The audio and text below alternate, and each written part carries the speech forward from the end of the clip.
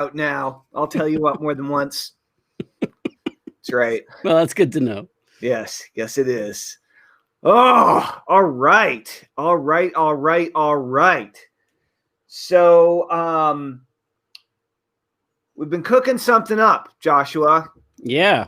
We've been talking about it a little bit publicly. We've been talking a lot about it privately. And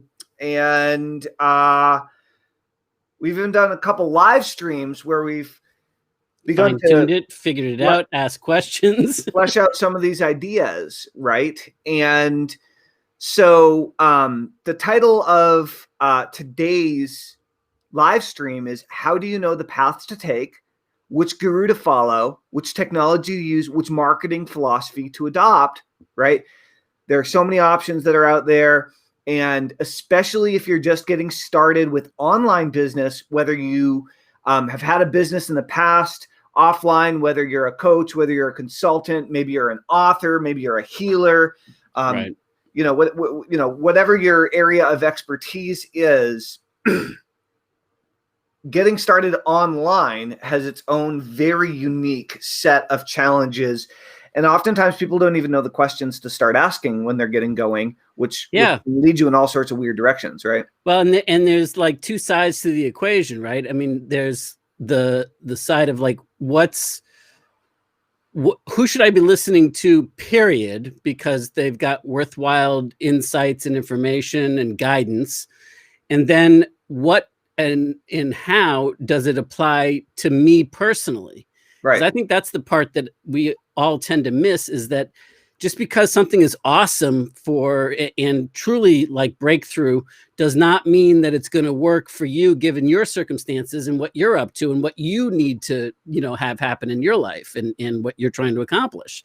So it's like, there's a double side of that filter, like, first of all, filtering out all the crap and all the illegitimate stuff that just isn't even worth anybody's attention. And then once you figure that out, like let's say that gets rid of 95% of the noise, right? But that 5% is still millions of different opportunities, possibilities of great stuff. How do you make sense of all that, Right.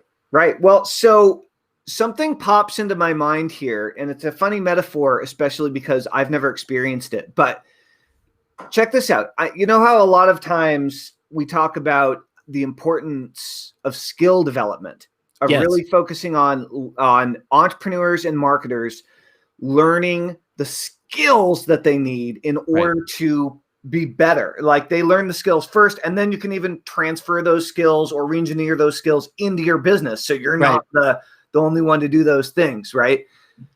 Well, when you an example of a skill is martial arts, and you've done some significant martial arts training. You've put some serious martial arts time in, right? I have.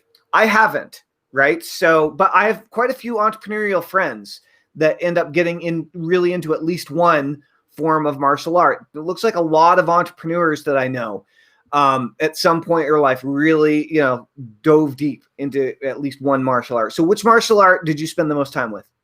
Shaolin Long Fist and White Crane Kung Fu. All right. So, and pardon my ignorance, I know nothing about this stuff, right? Now, when you first got into martial arts, were you just introduced to martial arts by someone that practiced one of those, or did you have a reason that you were seeking out a martial arts school or training or teacher? Well, when I first got started in martial arts, or had an interest in martial arts, I was 8 years old and getting bullied. Yes. And so my mom enrolled me in a dojo down the street. That was a local dojo. It was actually a form of karate, but it was really great for my self-esteem, my confidence, my like I didn't learn how to fight, but I also didn't learn how to be a victim anymore. Right. You know what I mean? Yeah. Awesome. So that was your first foray, right? That was only about a year and a half or so, and then I went on and then I got really, really into it in college, and like it became almost like a religion. And I got introduced to it by a friend of mine who was a master and a high level student, and he trained me personally. He lived in the same dorms that I did, and we turns out that in New York City we grew up down the street from each other, and we had all the same friends in common, although we didn't know each other personally. So he started training me one-on-one, and he said, after the first, like, we did this warm up and this stretching, and I thought that was it, like we were done because it was hard. And he said, well, I think I better train you and get you in good enough shape so that you can withstand going into a school, And so I worked with him for about a year, and then he found me what he would approve of as a good school for me to, grow. And it became my home. Like I never been I never been one to like join frats or understand that stuff, but I guess, like, even thinking about it now, like that place, the studio, we used to call it, was it was my home, was my religion, it was my family.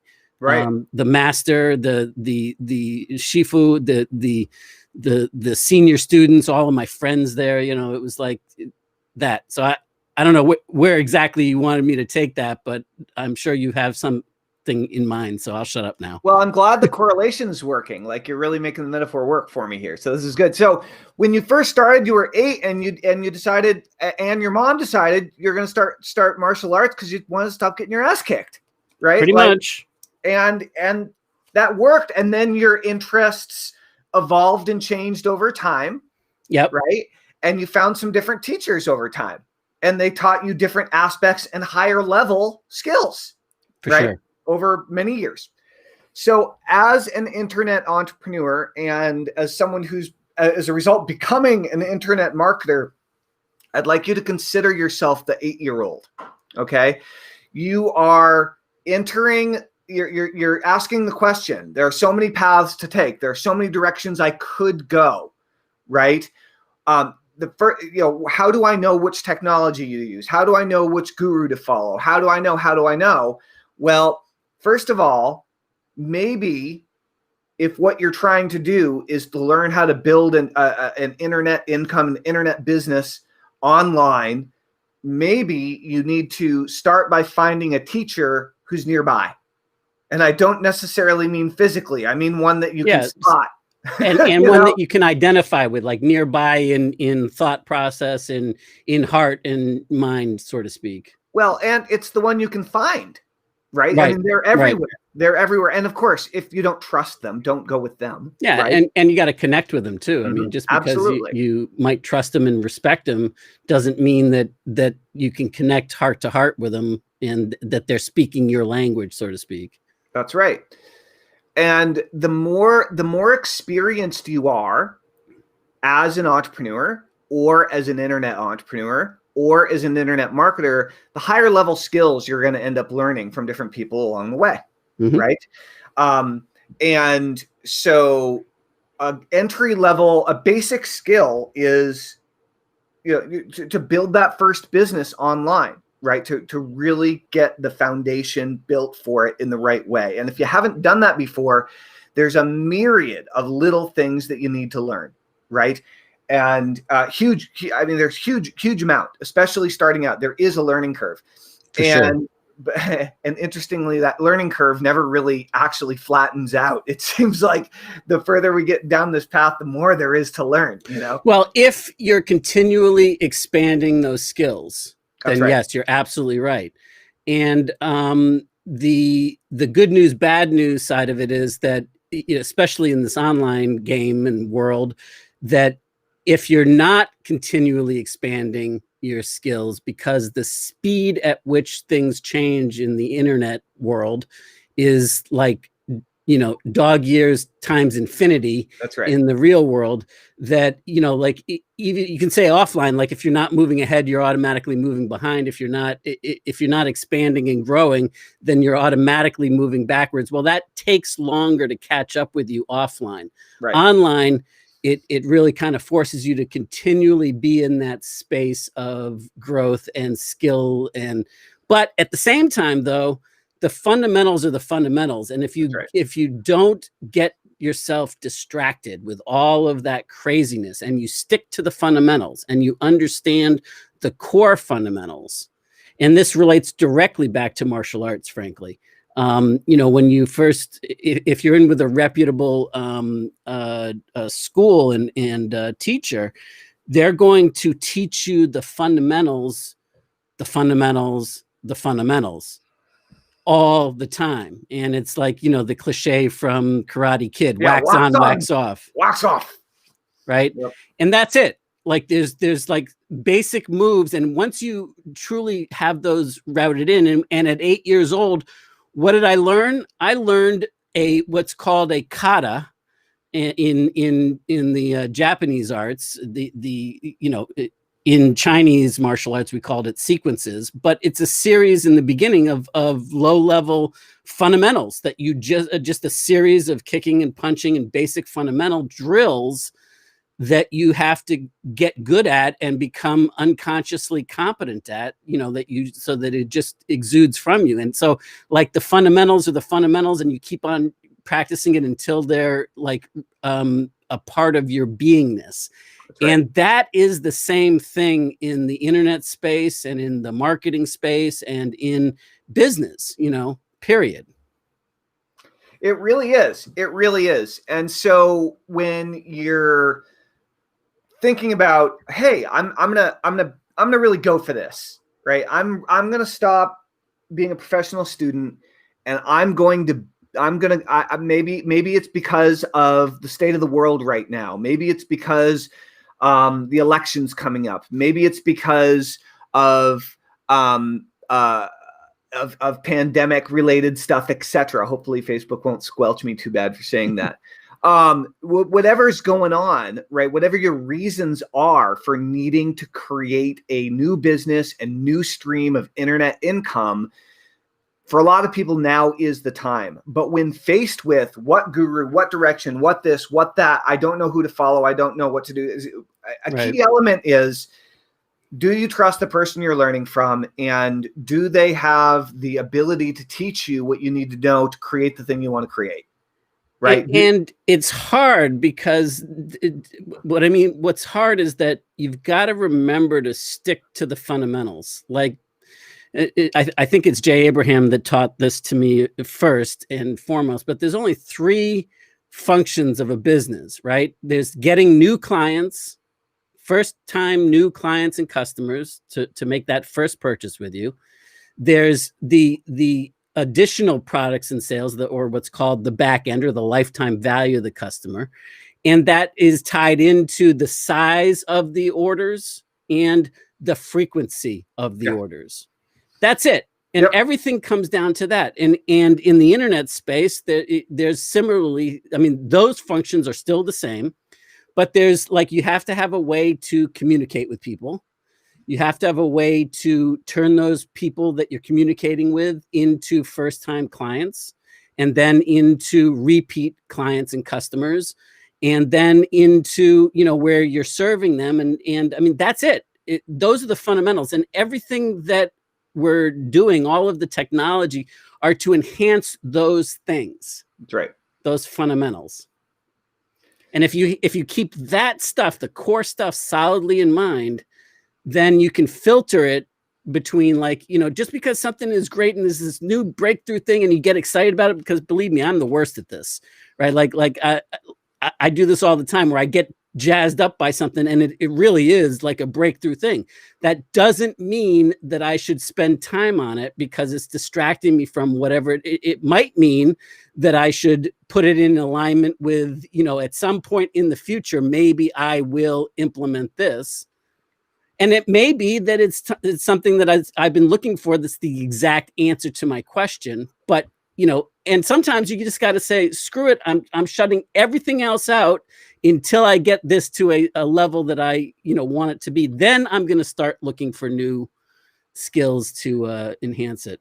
It's a balance, because for those of us who get extremely excited and overly enthusiastic about new ideas, it can be hard to discern the difference between just what's novel and what's really a good idea. And at the same time, for me anyway, if I'm not riding the enthusiasm, I got nothing. Like I'm like either going 0 miles an hour or 1,000 miles an hour. And if it's fueled by enthusiasm, I can go. And but you're right. That doesn't mean you should take that wave every time, you know? Well, and here's the thing, like you mentioned, I forget the word that you just used, but it was like, is it a fad? No, you said something along the lines of a fad or riding the wave. Novel. Sometimes it's not a fad. Sometimes it's not novel. Sometimes it's breakthrough brilliant, but that still doesn't necessarily mean that you should shift to that. Yeah. Because you only need one really fully understandable, brilliant strategy fully implemented with the thing that you're excited and have enthusiasm over to make it work. And it doesn't mean that everything else is shitty or that everything else is better. But, you know, and it may be better, but, you know, at a certain point, you got to draw the line in the sand and say, you know. And so in the traditional world, right, the traditional business world, this is called a business plan. Correct. And when I learned about business plans, oh man, I couldn't stand reading them. I had to like write one for a class once, and I hated my life so bad. And because it's like writing out these like boring plans was not exciting to me. And so I was really happy as we were talking with clients and talking with our Facebook viewers and people on our list, all these folk we've been talking with over the last 5-6 months about, look, what's preventing you from moving forward? What's preventing you from getting going? What's really stopping you? Right. And really, at the end of the day, it came down to one thing. And the one thing that we have realized that it comes down to is you don't have a clear plan that's written out and or visualized out. You don't have you have confidence will get you where you want to go. Exactly. Where you're not just blowing smoke, making something up, crossing your fingers and hoping for the best. And so come on, jackpot. That's right. And this all changed for me when I first met Joshua. Is learning some of his principles, concepts, and ideas allowed me to start seeing what my business was going to look like after the plan was implemented for the first time. And that's how I created my first $1 million business, was on the back of this like organized plan that I created. And so we're actually doing a cool training on this. We're going to do a live interactive workshop in a couple of days. And we're going to walk you through what we're calling the perfect internet business plan. And we're going to share with you the 3 main puzzle pieces that you need to have in place in order to make an online business model hum and really get it working in your area of interest, in your market, niche, or industry, based on either your new business idea or your existing business. And so if you felt overwhelmed by all the technology, does this link go straight there at this point? I fixed it so it does. Okay. Great. Awesome. I had that as all right, cool, great. So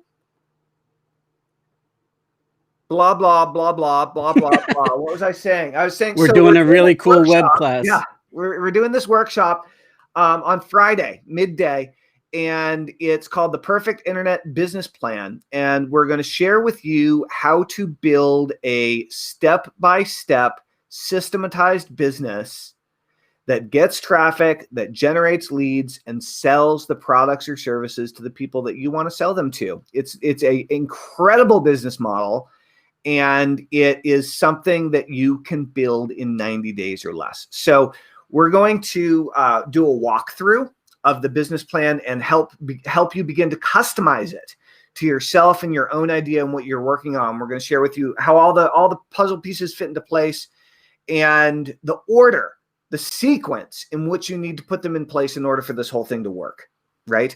So you guys can go to etgworkshops.com, etgworkshops.com, and you can register right there for the live interactive virtual workshop that we're doing on Friday, the day before Halloween. Yep. It's going to be awesome. It's going to be awesome. It's going to be spooky. Wicked spooky. So yeah, that's the name of the game. That's the name of the game. Very excited to be sharing this with you guys the first time we've done a presentation on this topic.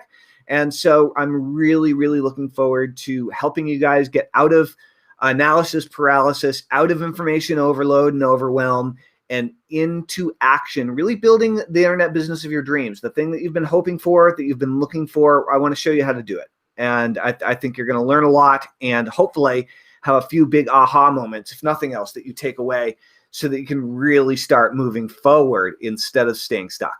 Yep, for sure.